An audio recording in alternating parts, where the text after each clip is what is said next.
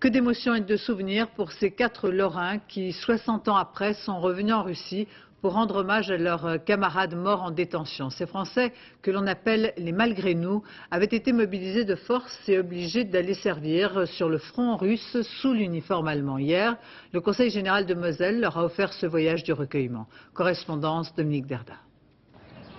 Sur les pavés de la place Rouge, l'ombre du souvenir. Plus d'un demi-siècle après la fin de leur calvaire, c'est une autre Russie que découvrent ces anciens combattants venus en pèlerinage.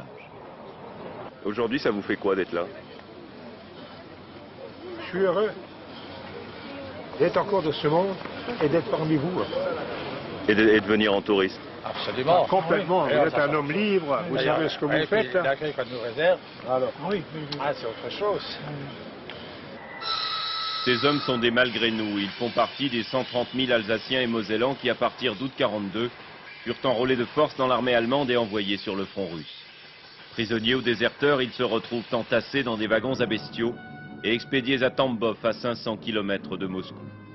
Au total, ce sont près de 20 000 Français qui furent détenus dans le camp 188, un camp semblable à celui-ci où chaque jour le froid, la faim et la maladie emportaient les plus faibles.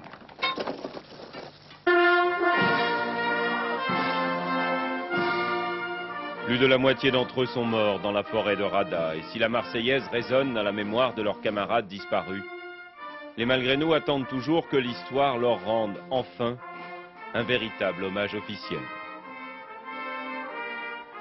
Est-ce qu'aujourd'hui vous avez le sentiment que la France reconnaît votre sacrifice? Ou pas encore? Non, non. Pas tout à fait. Vous vous sentez un peu oublié? Un peu oublié, oui. C'est pour ça que je vous avais dit, mon dernier combat, c'est celui-là encore, d'être reconnu par le gouvernement français.